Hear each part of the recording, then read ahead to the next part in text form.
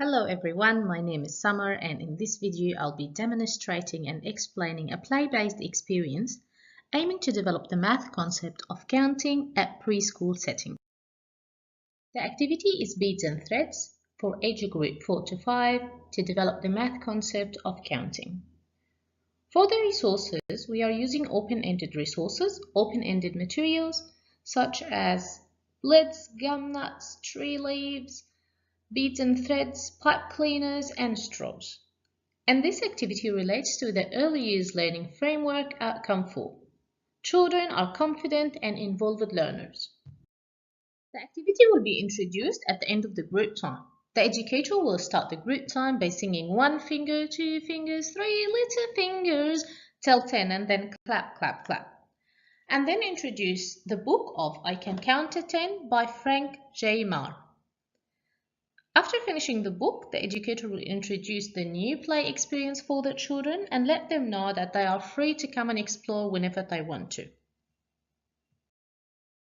The children will be exploring the objects freely since this experience is unstructured and informal.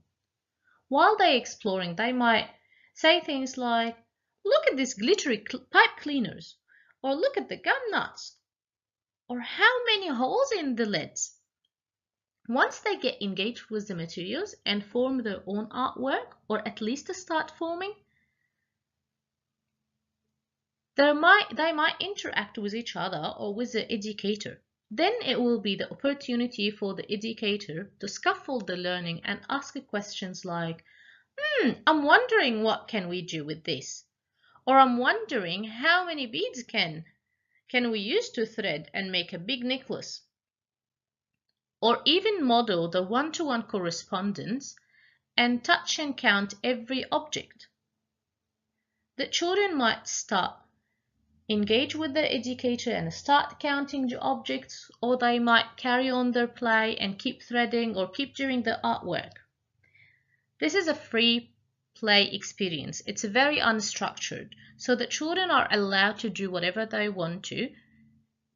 And at the end of the activity, we can conclude it by asking questions like, how many do you need?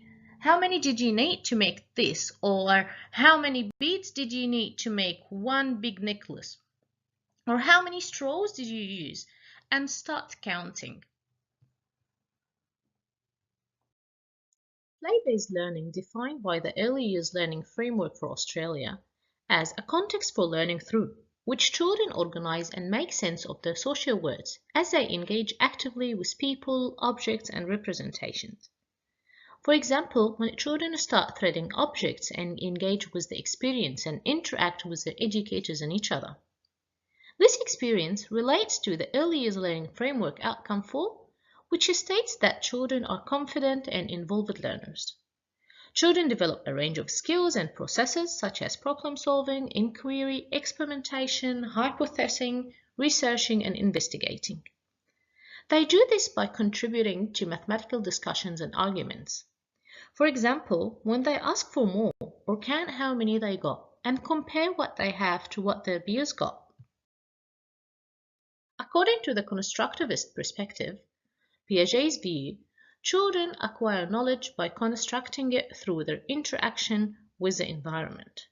This is evident in the experience when the children freely explore and interact with the materials offered, in an attempt to make meaning and construct their own knowledge.